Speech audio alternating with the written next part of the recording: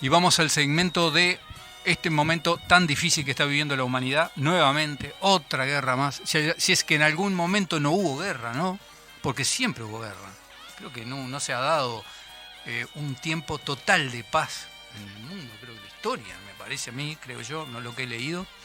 Y una vez más se está dando esta circunstancia. El viernes pasado estuvimos charlando con nuestro politólogo, con ciertos derechos de propiedad ya, Jorge Arévalo, y bueno, se creó una exposición muy interesante donde habíamos quedado en algo muy importante, porque no solamente es el conflicto pega directamente sobre Ucrania y sobre Rusia, sino que influyen también grandes potencias como China, la India, y bueno, ni hablar que todos los conflictos de la OTAN, pero sobre todo queríamos saber un poco sobre el tema influencia de China, qué posición estratégica va a tomar o está tomando, y la India, que cada vez es más grande y más fuerte, por más que la imagen que tengamos, creo que por lo común es un pueblo muy pobre, ¿no? Y muy venido de menos, pero está muy bien armado también. Con más de 5 milenios de existencia. Exactamente. No bueno, Jorge, quedamos un poco escuchando. Bueno, un poco como habíamos comenzado a hablar en la podríamos decir, el viernes pasado.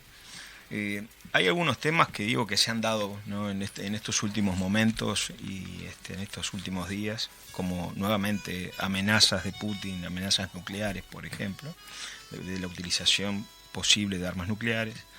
Hoy por ejemplo, Johnson también habló sobre ese tema de que Reino Unido Gran Bretaña está dispuesta también a poder utilizar las armas nucleares, ¿no? Uh-huh.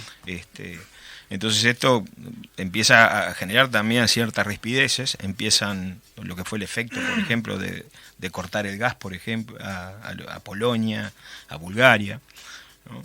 Y el otro actor importante que no le da la talla, podríamos decir, en este momento al canciller alemán, uh-huh, como para tomar ciertas decisiones, si se plega realmente a mandar las armas pesadas justamente a Ucrania o no. Y salió una encuesta interesante de opinión pública en Alemania con respecto al apoyo sobre si están haciendo, podríamos decir, bien las cosas en estar participando de esta manera activamente con el tema de estar armando Ucrania, y hay un fuerte temor, ¿no? en la población alemana, y no está tan zanjado, digamos, esos apoyos. Estamos hablando que hay un 40%, por ejemplo, de alemanes que no están confiados, por ejemplo, en la política que está llevando a cabo el Nobel canciller, como quien dice, de Alemania, ¿no? Y eso muestra indudablemente que hay si se compara, por ejemplo, con las acciones de Angela Merkel, hay una diferencia sustantiva, ¿no? Entre uno y otro.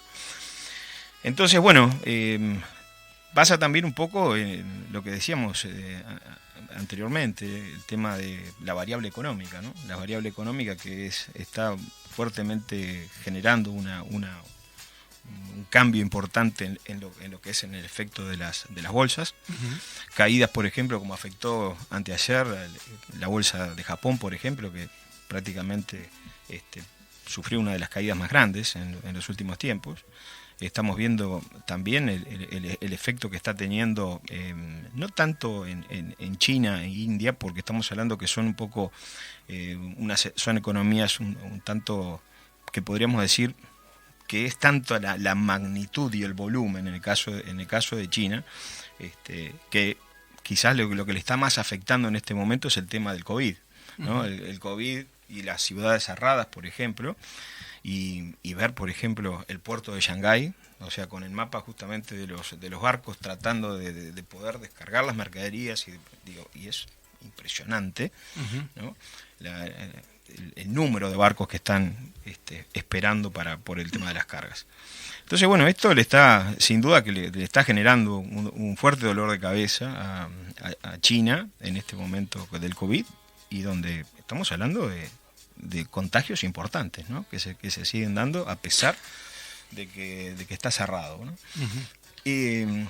Lo otro también es entender a este actor, ¿no? A este mega actor hoy por hoy un poco en esa evolución que ha tenido China, ¿no? Porque digamos, no vamos a hacer toda una historia de China, pero sí, sin duda, de que de los 20 siglos prácticamente de existencia, solamente podríamos decir que 2 siglos no fue, entre 2 y 3 siglos, que no fue, digamos, un actor relevante a nivel internacional, ¿no? O sea, como potencia, podríamos decir, ¿no? Sí.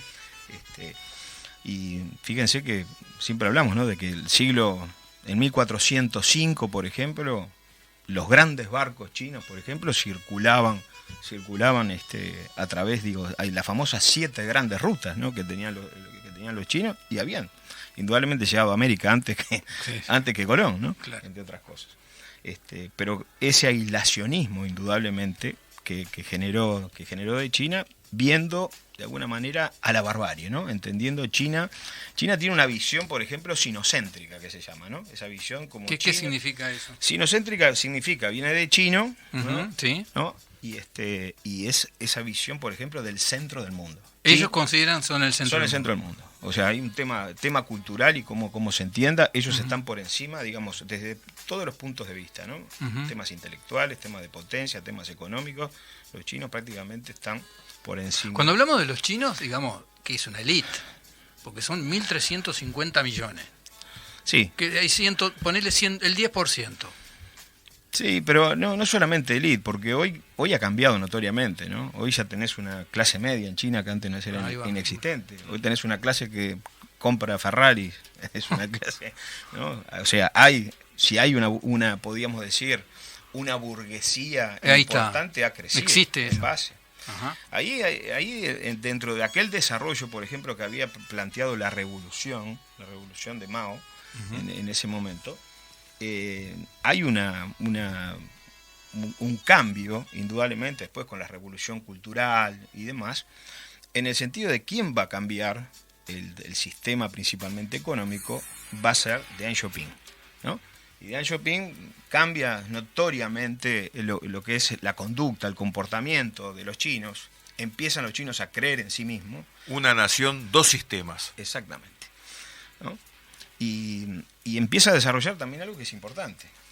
No solamente los aspectos industriales, sino que China tiene un valor agregado, tenía en ese momento, que era la mano de obra barata, ¿no? Claro. Y esa mano de obra barata indudablemente que generó la posibilidad de que el mundo se instalara, prácticamente las empresas se instalaran en China. Y eso creo que es una de las revoluciones, como siempre se dice, los chinos esperan, ¿no? Sí. Han sabido, digamos, han sabido de alguna manera ir esperando a Occidente.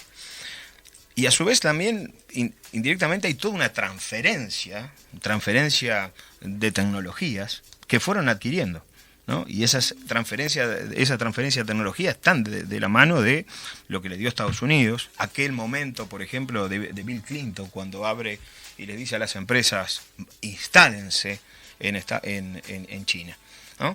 Yo siempre digo, vos agarrabas un termo de los Stanley en 1990, lo comprabas, el termo lo dabas vuelta y decía Made in Nashville. Sí, ¿no? Es cierto.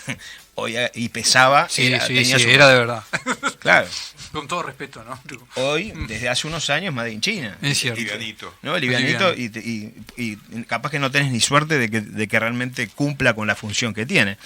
Y el problema de la desinstalación es de alguna manera lo que Donald Trump decía, ¿no? Claro. El famoso cinturón oxidado de las industrias que fueron desmanteladas. Entre ellas, lo que significaba ciudades como Detroit, ¿no? Claro. Ciudades que justamente eran de la industria automotriz, ¿no? En su momento. Bueno. Disculpa que te interrumpa, decime, Mascarello, sí. No, efectivamente fue un proceso en que se preció más la visión economicista que la visión geopolítica. Claro. Porque si hubieran predicho el crecimiento del gigante asiático, que ahora le está empezando a disputar el poder naval a los propios Estados Unidos, ya con la construcción de su tercer portaaviones, ¿no? de ninguna manera la visión de Clinton era simplemente fue una ganancia corta y una pérdida a lo largo. La acería de Pittsburgh no existe prácticamente. Claro, Son fantasmas. 1930, por ahí, 20 y pico. Son fantasmas de lo que era justamente el motor de la economía americana y que lo transformó en su momento en la Segunda Guerra justamente en el arsenal de los aliados. Cuando dice Mascarello, por ejemplo, que se podía, ¿cómo se dice?, proyectar lo que estaba por suceder. Prospectiva, que es lo que dice Jorge, en eso iba para ahí. ¿Hay alguna idea de lo que puede llegar a pasar a largo plazo, 20 años, 10 años? Sí, el tema principal ahora es cómo parás a China, ¿no? O sea, cómo parás esa industria, porque tiene una ventaja, tiene un gran mercado interno, ¿no? Entonces, gracias a ese mercado interno y la industrialización, que ya no es simplemente industrialización, porque ya pasaron a una fase superior en lo que es, por ejemplo, el desarrollo, entre otras cosas, por ejemplo, de las tecnologías de punta. Se están peleando, por ejemplo, hasta hace unos años con el tema del 5G. ¿Quién va a dominar justamente algo tan importante como es el 5G a nivel internacional? Pero a su vez también el desarrollo, como muy bien decía Mascarello, el tema de la marina, o sea, principalmente no solamente la marina, sino la marina mercante que tiene, ¿no? La marina de pesca, el poder que tiene China, por ejemplo, desde el punto de vista de sus puertos pescadores. Lo estamos viendo acá enfrente a la flota china, con 300 buques operando. Cuando decimos acá enfrente, ¿dónde? 200 millas para allá, claro. de Montevideo. Para identificar el oyente. Y nosotros le decimos más allá del alambrado lo que pasa. El alambrado es nuestro límite del mar territorial, en zona económica exclusiva, que sí tienen que tener permisos para ingresar acá, para actuar en la zona económica exclusiva, porque es zona económica exclusiva. Entonces, están del alambrado. ¿Y qué pasaría con perdona que te voy picoteando una cosa, ¿no? Pero digo, un tratado de libre comercio. Te van a decir que quieren entrar. Ahí hay dos cosas que a China le interesa al Uruguay. Un posible puerto pesquero de aguas profundas. Nos barren todo. Indudablemente, como base, podríamos decir, para el Atlántico Sur. Y el otro tema es el peso que Uruguay tiene, base por pesquera. ejemplo. Sí, supuestamente. Seguro. ¿No? En principio. Pero Uruguay también tiene una posición importante en el Tratado Antártico. Y tiene una posición en el Tratado Antártico, ¿no? Y eso siempre ha sido de interés de China, justamente en aquellos países que pertenecen. Ahí estamos hablando que son la reserva más grande de agua, ¿no? De agua dulce, en la Antártida. El continente es el futuro. Un tratado de libre comercio con China, indudablemente por un tema de asimetrías, ¿no? De asimetría en todos los aspectos que veas, indudablemente que nos puede complicar, ¿no? Porque no solamente lo que es el sector exportador, el sector industrial uruguayo, ahí realmente puede sufrir. Claro. No puede haber cierto proteccionismo, porque ellos, lógicamente, van a saber, esta gente son 3 millones y medio. No hay proteccionismo. Bueno, pero la población, ¿qué hace? Lo que puede haber una transferencia vamos a decir, bueno, tú entras acá, pero en zona franca me metes a Hawái para Sudamérica. Ajá. Exactamente. Yo te quería hacer una pregunta. Y le ponemos 5G a todo el mundo. Claro. Por acá. Te entiendo perfecto. Yo te quería hacer una pregunta. ¿Qué papel está jugando Corea, el gordito que está sentado en un nido de misiles? Sí. Lo que pasa que no importa. Corea es, podríamos decir, es un apéndice, podríamos decir, de China, ¿no? Es un apéndice de China, ¿no? Y lo que trata de hacer también es las cosas que podría hacer China, las hace el gordito, con el tema de probar los misiles. Claro. Indudablemente que esos misiles, para demostrar que hay un poder justamente intercontinental, por ejemplo. Un poco lo que estos días hizo también Putin, ¿no? Probó su misil, es decir, un misil que puede... 1000 kilómetros. Te llega a Caracas, ¿no? Desde un todo por arriba. Indudablemente que tiene un alcance monumental. Y bueno, y están mostrando el músculo atómico, podríamos decir, y ya no se suma solamente Putin, sino que también China lo está haciendo. Y también el otro actor también que tiene un peso importante, pero que quizás ahí haya una relación también entre la religión, en la falta, podríamos decir, del desarrollo que tiene la India, ¿no? El tema de cómo cambia las distintas culturas, desde un punto de vista del hinduismo, por ejemplo, o el brahmanismo o el budismo, hay un cambio importante en lo que es el desarrollo que tiene la India, ¿no?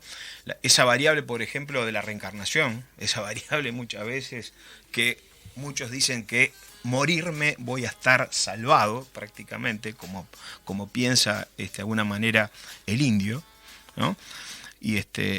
Y a su vez también el tema social, el sistema de castas, ¿no? Ese sistema de clases, llamémosles de clases sociales tan rígidas como son.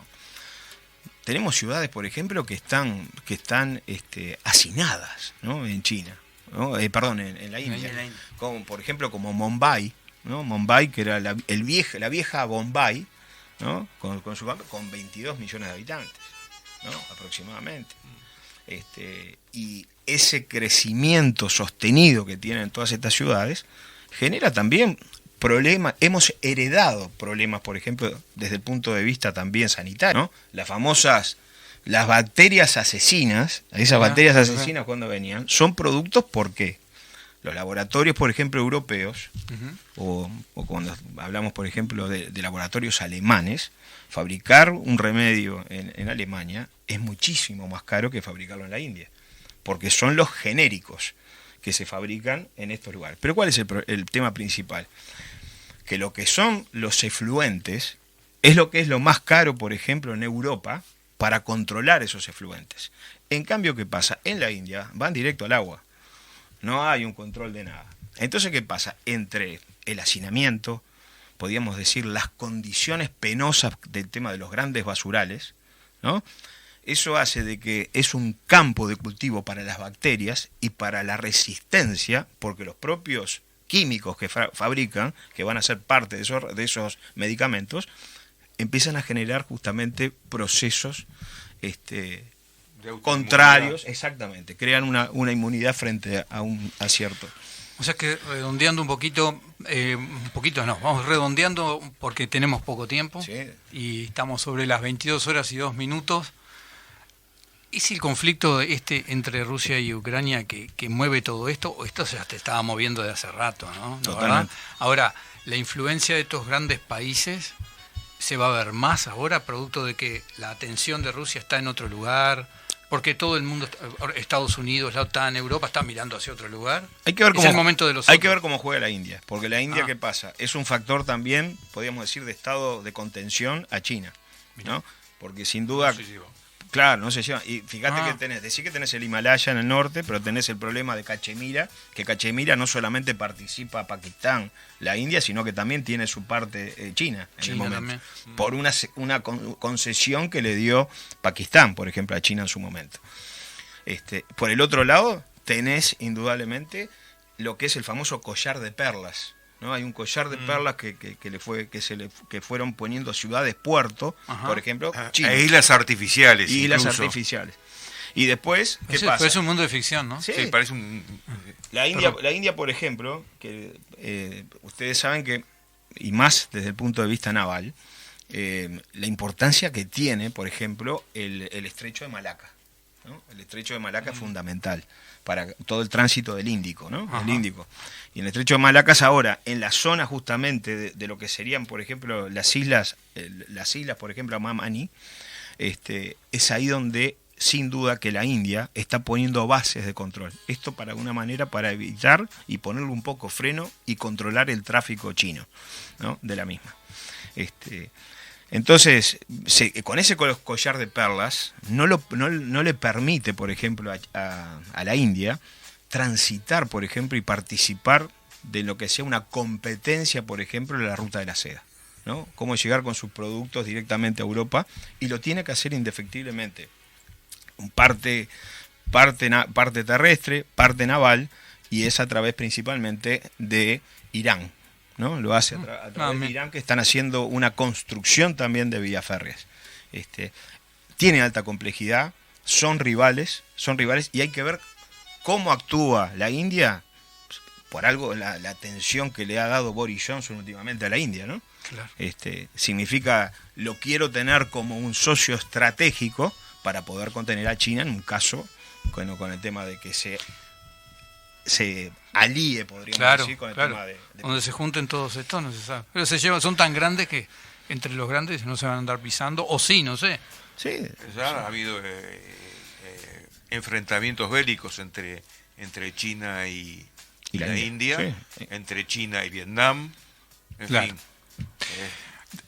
Para el viernes que viene, como decía Germán, te colmino a hacer una prospectiva. Bien. Si querés, yo... Y si podés. Y si podés, no, sería otro viernes. Sí, sería otro viernes. Tranquilo. Porque nosotros somos tan chicos acá, nos sentimos, en Uruguay es un país muy pequeño, en Sudamérica, porque en Europa ya vimos que no somos tan chicos.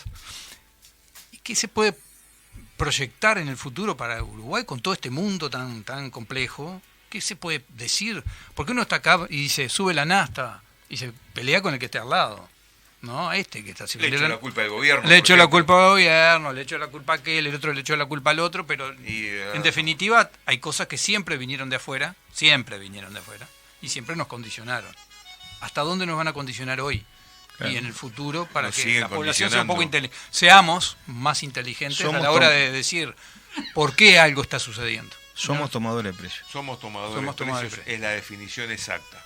Ahí está. Bueno, ¿por qué somos tomadores para de precios? Bien, y porque somos chicos. Bueno, va a ser son 22 horas y 6 minutos. Sí. Queda pendiente para la próxima entrega. Muchas gracias, Jorge. Muchas gracias, Jorge. No, antes de irnos a la pausa, sí. Recordemos a la audiencia que nos puede seguir por Instagram, por @adostoquesradio. Bien.